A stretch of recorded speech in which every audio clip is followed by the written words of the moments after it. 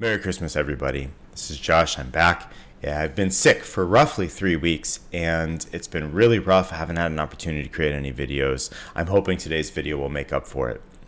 Today, we are going to be discussing the topic of the host or the armies of heaven. And in particular, we're going to be talking about this in relation to the birth of Jesus, because this plays an important role, and the people at that time would have had a rather different understanding of what was going on than maybe we have today.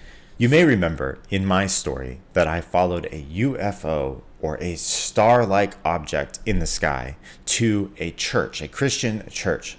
Now, the inspiration for me following it was the story of the Magi in the Bible. In the story of the Magi in the Bible, you have some wise men, as they are often called. Another word for it is sorcerer in the Greek, who these men apparently saw a star-like object in the sky, and they followed it to where Jesus was born.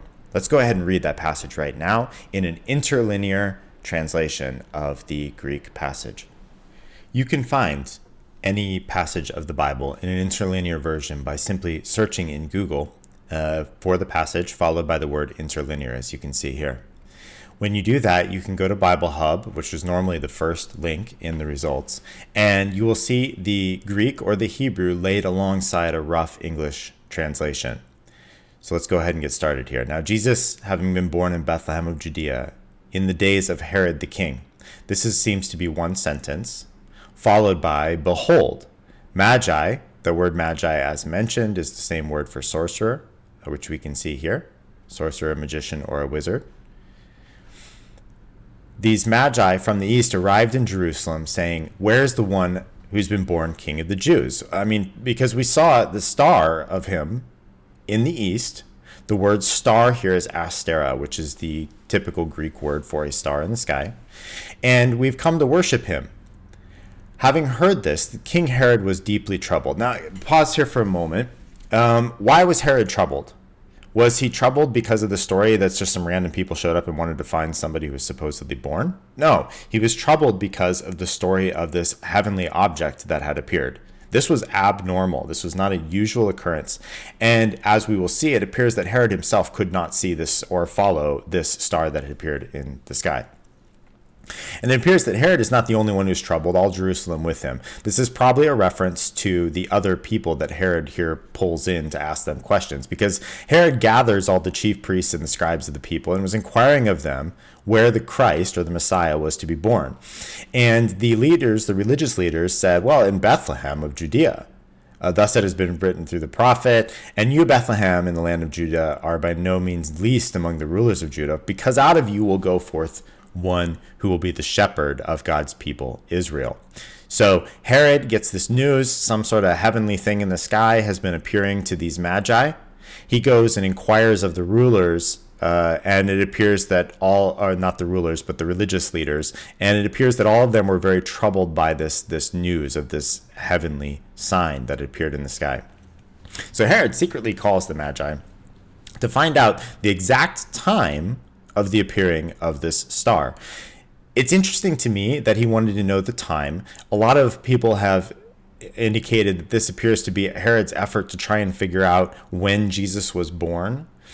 I'm going to suggest that it's not necessarily that the star appeared when Jesus was born. I'm going to suggest that the star could have appeared before Jesus was born, either when the conception of Jesus occurred, or maybe a little after. The point is that the appearance of the star seems to have been timed in such a way that the Magi had time to get to Jerusalem to arrive at what would be considered a heavenly appropriate time, right? So Herod sent them to Bethlehem and said, go and search for the child, right? Okay, so it appears to be that Herod knows that this is in Bethlehem. Did Herod then see the star, or did he not see the star? Did the Magi say that it was in Bethlehem, or was Herod just simply going off of the word of the religious leaders? Not sure from the passage.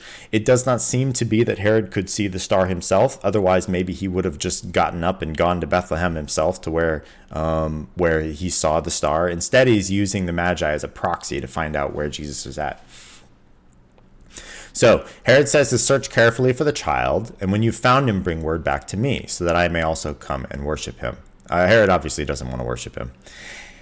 Having heard the king, the Magi went away, and behold, again, there's that word behold, so something interesting is about to happen. The star which they had seen in the east went before them until, having arrived, it stood over where the child was at. I think this is the clearest indication in the passage that what they saw was an orb-like UFO, because it says it went before them and it stood still. This word for it stood is the word to make to stand or to stand. The idea being that this was not a normal star in the sky, because as the earth rotates, stars rotate too from our perception, right? So in order for a star to stand still, that would mean the rest of the stars in the sky are moving, as is normal with the rotation of the earth. And this one was something different that stood over where the child was at. Having now seen the star, the Magi rejoiced with great joy. I think this is an indication that this star was disappearing and reappearing.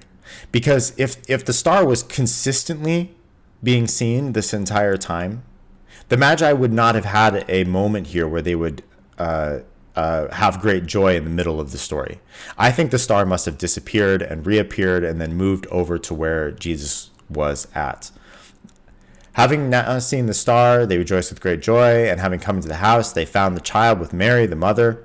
And having fallen down, they worshipped him, the child, and having opened the treasures of gold, frankincense, and myrrh. And then, as is typical in a UAP story, we have more than just a heavenly sign. We also have visions and dreams, because the Magi now have a dream where they are divinely warned not to return to Herod, but to go by another route back to their own country. So in this passage, we see that what appears to have shown up to the Magi was not a normal star. We see that Herod seems to not have been able to see the star himself, right? Otherwise, he wouldn't have inquired when it appeared. They would have known in Jerusalem when it appeared. So it seems to be a unique and special supernatural revelation primarily to the Magi to guide them where Jesus was born. And it's surrounded by a larger context of dreams and visions that appear to be occurring to the Magi as well. It may very well be that the Magi themselves followed the star because of a dream and a vision as well. I'm going to suggest that this passage is coming from a larger story, and this is the abridged version. And this abridged version was packed into Matthew here, and we can see the hints of the larger story as we read through it. The story of the Magi is quite fascinating and involves one particular orb in the sky. However, people of that time would have known that it wasn't just a single orb in the sky. There were many of them. And they had a term that was used to refer to this, and this was the armies or the host of heaven, tzabah, as it is in Hebrew. And I'm going to point out a couple passages now that seem to refer to this and how this is also involved in the birth of Christ. The first reference that we have in the Bible to the host of heaven seems to be in Genesis 2.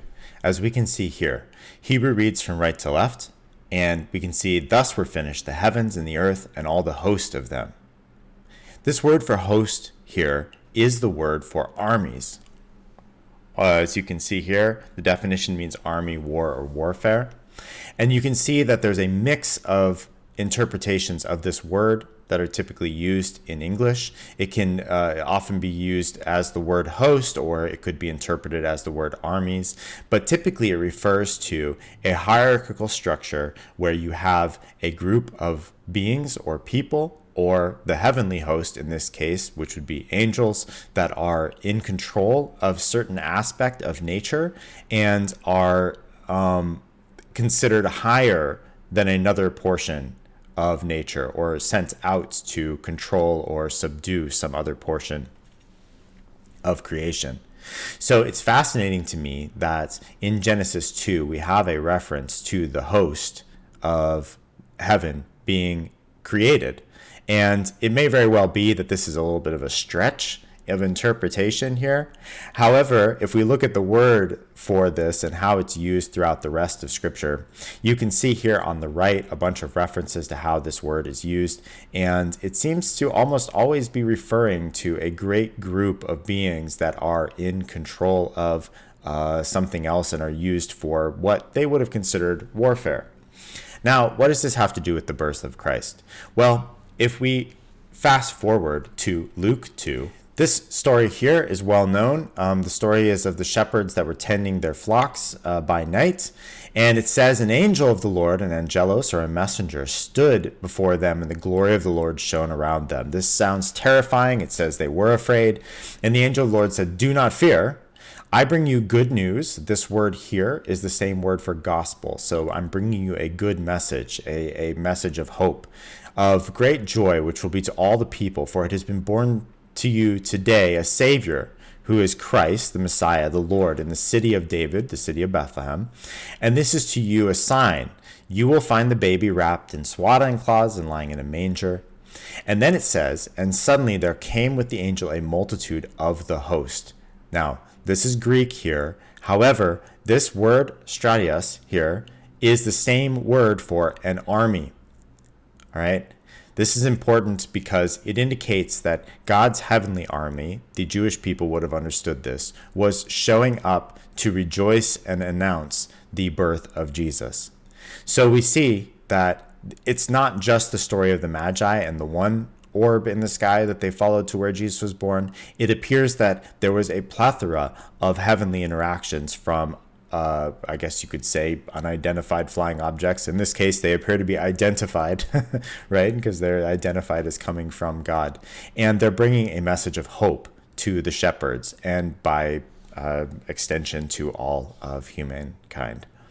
This Christmas season, as we think about these stories, it can be a little bit unsettling to imagine that UFOs or unidentified aerial phenomena were involved with the birth of Christ. However, for me, it holds a special significance because, in my mind, this was evidence that Jesus must be supernaturally brought to this earth, and that the story of Jesus and all of the events surrounding him must also be true.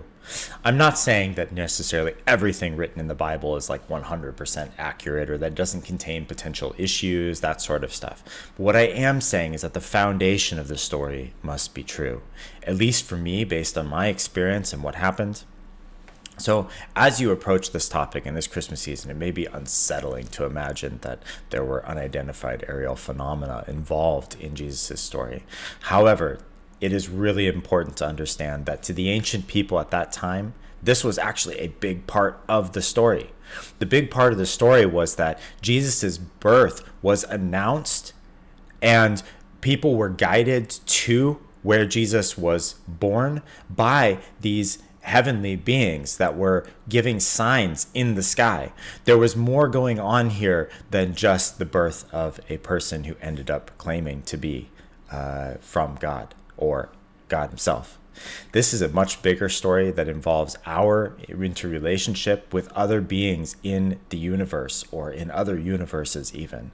And so when you think about this, remember that the story that they brought, the message that was brought to people when Jesus was born was one of hope, one of joy, one of peace. And the goal was to communicate to us that God has good intentions toward mankind. And it's a call, it's a message for us to reach out and say, hey, God, we want to be a part of this grand story that you have going on. So this Christmas season, let us all rejoice and think about how wonderful it is that we are a part of a bigger part of creation and that we have an opportunity to reach out to God and be a part of the grand story that he is telling throughout the cosmos. So Merry Christmas and Happy New Year to everybody.